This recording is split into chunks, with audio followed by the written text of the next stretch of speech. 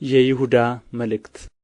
የኢየሱስ ክርስቶስ ባሪያ የያዕቆብም ወንድም የሆነ ይሁዳ፣ በእግዚአብሔር አብ ተወደው ለኢየሱስ ክርስቶስም ተጠብቀው ለተጠሩ ምሕረትና ሰላም ፍቅርም ይብዛላችሁ። ወዳጆች ሆይ ስለምንካፈለው ስለ መዳናችን ልጽፍላችሁ እጅግ ተግቼ ሳለሁ ለቅዱሳን አንድ ጊዜ ፈጽሞ ስለ ተሰጠ ሃይማኖት እንድትጋደሉ እየመከርኋችሁ እጽፍላችሁ ዘንድ ግድ ሆነብኝ። ከብዙ ጊዜ በፊት ለዚህ ፍርድ የተጻፉ አንዳንዶች ሰዎች ሾልከው ገብተዋልና ኃጢአተኞች ሆነው የአምላካችንን ጸጋ በሴሰኝነት ይለውጣሉ፣ ንጉሣችንንና ጌታችንን ብቻውን ያለውን ኢየሱስ ክርስቶስን ይክዳሉ።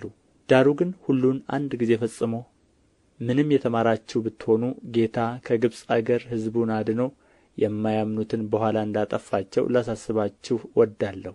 መኖሪያቸውን የተዉትን እንጂ የራሳቸውን አለቅነት ያልጠበቁትን መላእክት በዘላለም እስራት ከጨለማ በታች እስከ ታላቁ ቀን ፍርድ ድረስ ጠብቆአቸዋል።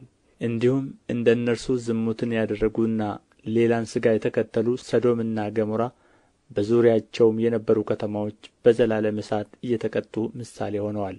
እንዲሁም እነዚህ ሰዎች ደግሞ እያለሙ ሥጋቸውን ያረክሳሉ፣ ጌትነትንም ይጥላሉ፣ ሥልጣን ያላቸውንም ይሳደባሉ።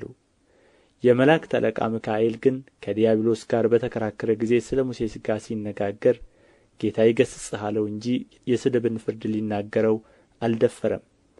እነዚህም ግን የማያውቁትን ሁሉ ይሳደባሉ፣ አእምሮም እንደሌላቸው እንስሶች በፍጥረታቸው በሚያውቁት ሁሉ በእርሱ ይጠፋሉ።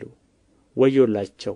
በቃየል መንገድ ሄደዋልና ስለ ደመወዝም ለበለዓም ስሕተት ራሳቸውን አሳልፈው ሰጥተዋል፣ በቆሬም መቃወም ጠፍተዋል። እነዚህ ከእናንተ ጋር ሲጋበዙ በፍቅር ግብዣቸው እንደ እድፍ ናቸው።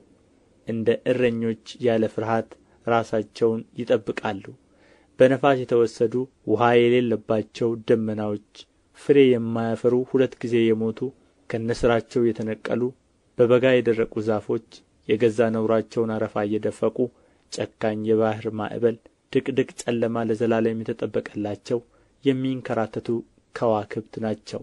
ከአዳም ጀምሮ ሰባተኛ የሆነ ሄኖክ እነሆ ጌታ በሁሉ ላይ እንዲፈርድ በኃጢአተኝነትም ስላደረጉ ስለ ኃጢአተኛ ሥራቸው ሁሉ ዓመፀኞችም ኃጢአተኞች በእርሱ ላይ ስለ ተናገሩ ስለ ጭከና ነገር ሁሉ ኃጢአተኞችን ሁሉ እንዲወቅስ ከአእላፋት ቅዱሳን ጋር መጥቶአል ብሎ ለእነዚህ ደግሞ ትንቢት ተናገረ።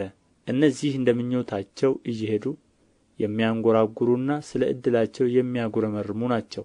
እንዲረባቸውም ለሰው ፊት እያደሉ አፋቸው ከመጠን ይልቅ ታላቅ ቃል ይናገራል።